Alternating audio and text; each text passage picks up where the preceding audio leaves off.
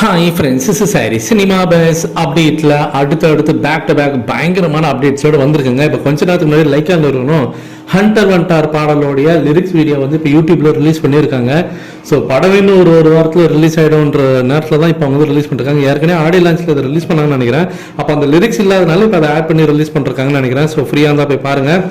அடுத்தது ரஜினி சார் இப்போ திடீர்னு பார்த்தீங்கன்னாக்கா மணிரத்னத்தை கூட வந்து கூட்டணி வைக்க போறாரு. அடுத்தது அவரு கூட தான் வந்து ஒரு பெரிய படம் பண்ண போறாரு, ஒரு பெரிய ப்ராஜெக்ட் ஒன்று பண்ண போறாரு. இது சம்பந்தமான அதிகாரப்பூர்வ அறிவிப்பு வந்து ரஜினி சாரோட பிறந்தநாள் அன்னைக்கு வரும் அப்படின்ற மாதிரி இப்போ திடீர்னு ஈவினிங்ல இருந்து இந்த ஒரு விஷயம் பார்த்தீங்கன்னா இந்த நியூஸ் வந்து ரொம்ப வைரலா போயிருக்கு. இது உண்மையா இல்லையான்றது கூட நமக்கு தெரியல.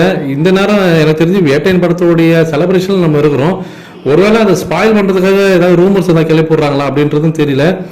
அது உண்மையாவே இருந்தாலுமே கூட நான் என்ன சொல்றேன்னா, வேட்டையன் படத்தோடைய ரிலீஸ் வரட்டும், நம்ம செலிப்ரேட் பண்ணுவோம், படம் வரட்டும், அதுக்கப்புறம் பொறுமையா கூட இவங்களே சொல்ற மாதிரி தலைவரோட பிறந்தநாள் அப்போ டிசம்பர் மாசம் அதெல்லாம் பார்த்துக்கலாம்.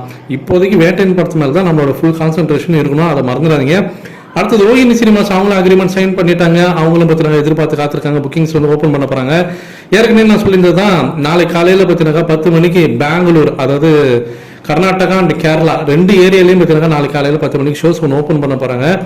ஆனால் இதில் முக்கியமான விஷயம் என்ன அப்படின்னு பார்த்தீங்கன்னாக்கா, புக்கிங்ஸ் வந்து தாறுமாறாக டிமாண்ட் எகிரிக்கிட்டே இருக்கு. ஸோ இதன் காரணமாக இப்போ என்ன பண்ணுறாங்கன்னா, கர்நாடகாவில் பொறுத்த வரைக்கும் குறிப்பாக பெங்களூரில் இந்த படத்துக்கு காலையில் 4 மணி ஷோ வந்து நார்மலாக இப்போ வந்து காலையில் 4 மணி ஷோ போடுறாங்க. அது எல்லாருக்கும் தெரிஞ்ச விஷயம் தான். ஃபேன் ஷோன்ற மாரி ஸ்பெஷல் ஷோ போடுறாங்க. ஆனால் இப்போ புக்கிங்ஸ் அட்வான்ஸ் புக்கிங்கில் தாறுமாறாக வந்து எல்லாருமே டிமாண்ட் எகிறவே காலையில் 1 மணிக்கே போட்டுடலாமா படத்தை, அதாவது விடிய காலத்தில் 1 மணிக்கு மிட் நைட்ல போட்டுடலாமா அப்படின்ற மாதிரி டிஸ்கஷன்ஸ் போயின்னு இருக்கு தியேட்டர் மத்தியில்.